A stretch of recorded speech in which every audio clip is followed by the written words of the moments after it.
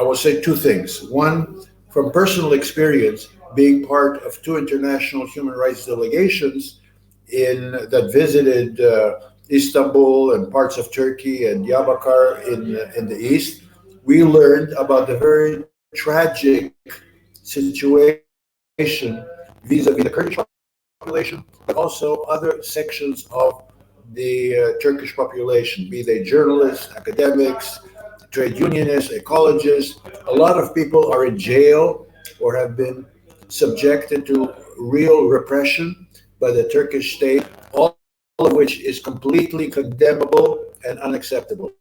But in addition to that, the current government in Ankara has this new Ottoman perspective and wanting to establish a new sphere of influence in the Middle East and other parts of North Africa, which is a reflection of a kind of Ottoman and neo-Ottoman perspective, a neo-Ottoman ambition. And they're trying to do that in order to balance what they are not doing internally within Turkey. So it's very important for people who can vote on the 14th of May, and also the people who are living outside of Turkey and who have the right to vote on the 14th of May to defeat Erdogan and the new Ottomans in Ankara, and to open up a new breathing space within Turkey to allow a more civilized and a more intelligent and a more humane approach towards the internal population of the country, and including, of course, the Kurdish population outside of the country on the borders and in Iraq and in Rojava and so on and so forth. This is very, very important, not only, and I want to stress this, not only for the Turkish population, the internal and the external population of the Kurdish people, but also for all of humanity. We look upon the 14th of May as a very significant event for the future of all democratically minded people throughout the world. I want to stress that. It's not simply your election, it's an election that can affect the future of humankind.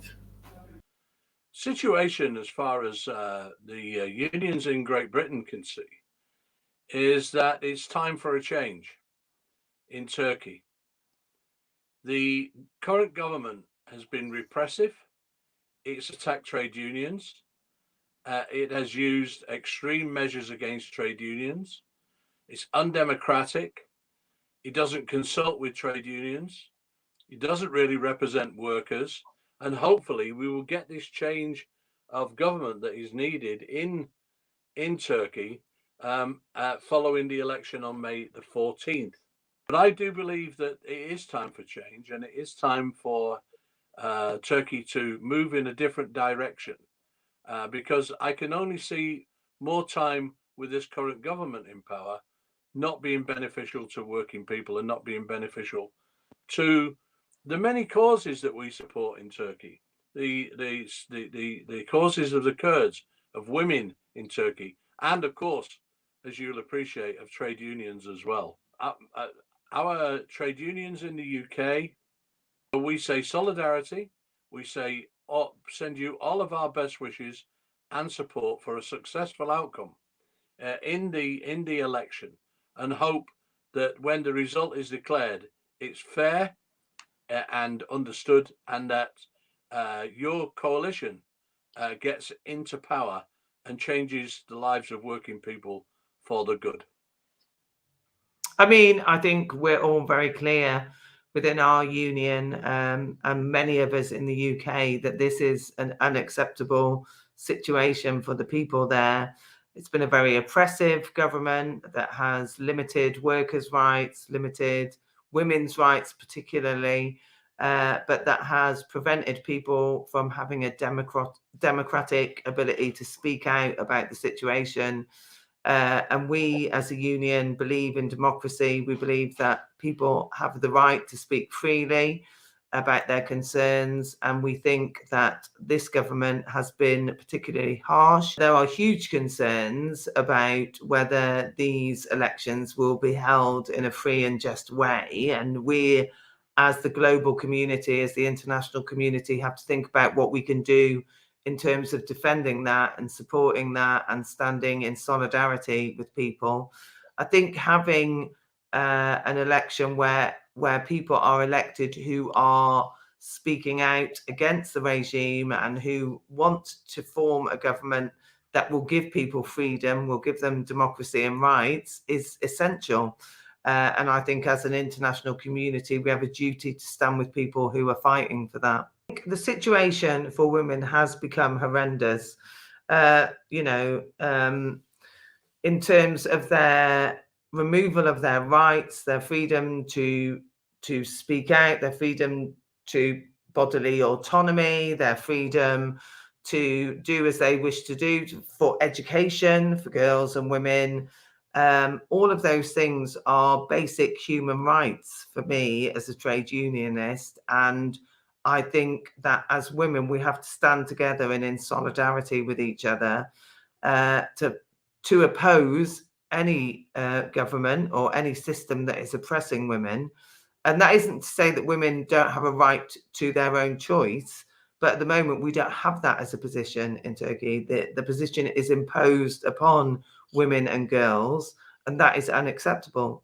So women and girls should be allowed to freely choose what they want to do, where they want to go, what education system they want, and they should be equally represented within any governmental system, and also within any system within the community that they exist in. And we should be fighting for their rights equally alongside, brothers who stand in solidarity with them.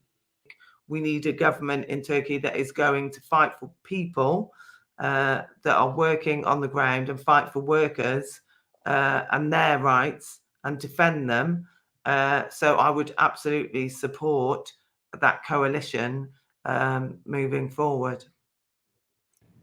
Well, in this run up to the elections, we are increasingly concerned at what the AKP party will do and what Erdogan will do.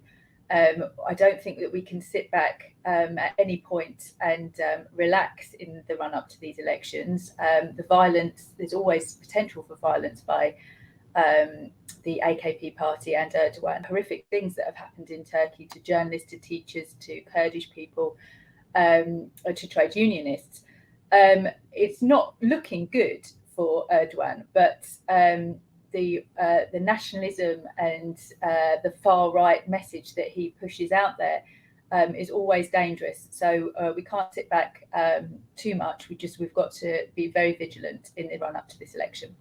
It's extraordinarily important that they succeed in this election, not just for the Kurdish people, because obviously that's very important. That's a huge part of the Turkish population, but also for gender rights, for environmental rights, and for rights of all minorities in Turkey. That's absolutely crucial, and it's crucial that this alliance with the Green Left Party, our message to the Green Left Party, to that alliance with the HDP in it, is one of complete and utter support.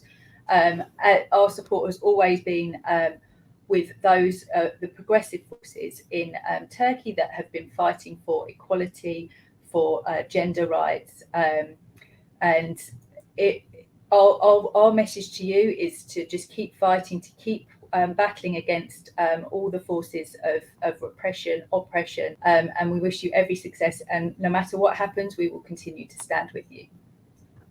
Been conscious for many, many years of the threat to democracy represented by Erdogan and the AKP, the oppression of the Kurdish people, but the general oppression of many aspects of freedom, of trade unionists, of lawyers, of journalists, the arrests, the detentions, and the clampdown on Kurdish people, but also minorities like the Alevis and the Armenians, that's taken place under the AKP and Erdogan. And it's very much our hope that this can change in the elections on the 14th of May.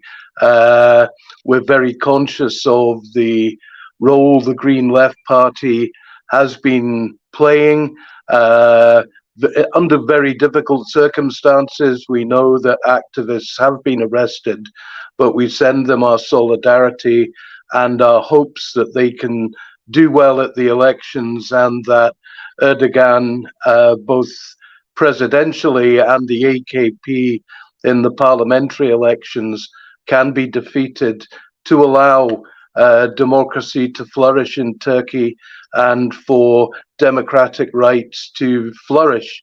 And our fingers are crossed for the Green Left Party and for progress and democracy after the 14th of May.